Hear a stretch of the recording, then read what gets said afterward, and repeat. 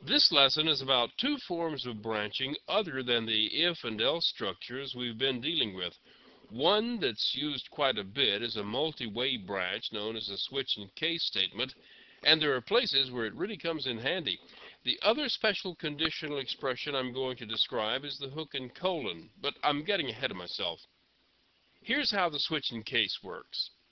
You take a variable expression of some sort and place it inside the parentheses of a switch statement, and the value of the variable will cause your program to jump to a matching case statement inside the body of the switch. In this example, if the value is 1, a jump will be made to this statement. If the value is 2, a jump will be made to this statement. If the value is something other than 1 or 2, the entire block of code inside the switch statement is just skipped. Notice the break statement. This causes the program to jump outside of the switch statement.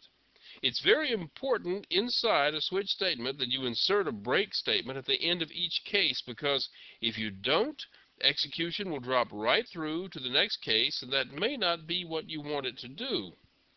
Please, when you write a switch case statement, pay attention to where your break statements go. It's a common mistake for someone new to the language to leave out a break statement, and it can cause some strange things to happen.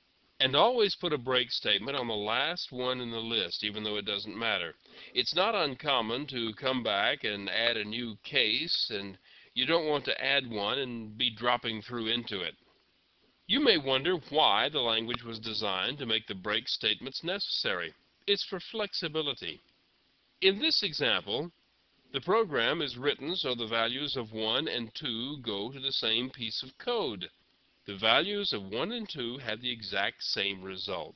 And the case of 1 and 2 will drop through to case 3.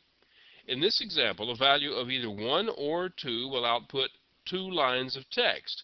A value of 3 will output 1 line of text. Now, the values of the case statements don't have to be in any particular order. They don't have to be continuous or anything else.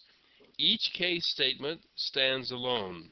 The value on each case statement must be a constant, and it must be unique. The compiler sorts the whole thing out and comes up with an efficient way to branch to the right place. It will reorder things if necessary, but that's its problem, not ours. The value used in a switch statement and the value on each of the case statements can be any data type as long as it is an integer. In Java, the char data type is also an integer data type, so it'll work fine. A character surrounded by single quotes this way is a character constant. That is, it's a constant value of the data type char and can be used directly on a case statement. This list of case statements will catch any value of the letter being a lowercase vowel. If you want to detect uppercase vowels also, you'll have to list them separately. Remember, Java has 52 letters in its alphabet. The keyword default is a special case, if you'll pardon the pun. If none of the other values on the case statements match the switch statement value, this one does. The program will jump to the default if you have one in your switch case statement. It's always a good idea to put a default entry, especially if it's not possible to have a value other than the ones you've already specified. It's amazing how often an impossible value shows up. We've dealt with the if-else and the switch case structures for conditionally selecting which code is going to execute. But there is one more form of conditional execution. Some folks like it, but others say it should be banished from the language. It looks like this. The hook and the colon expression here is identical to this block of if statements. Here's how it works. If B is less than C, the value of D is assigned to A.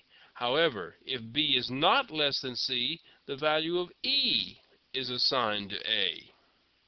Now that's exactly what this if statement does. This is just sort of a shorthand. I don't know of anyone who is neutral on this thing. Folks seem to either think it's cute and concise or they hate it. I guess I fall into the first group because I use it from time to time as the mood strikes me. You won't find it used a lot. But it isn't just in Java. This same construct exists in C and C++, and arguments about it go on all the time. All I can say is, if you don't like it, you don't have to use it. I'll try to remember that you don't like it and try not to use it in any of the upcoming examples, but I'm not promising anything.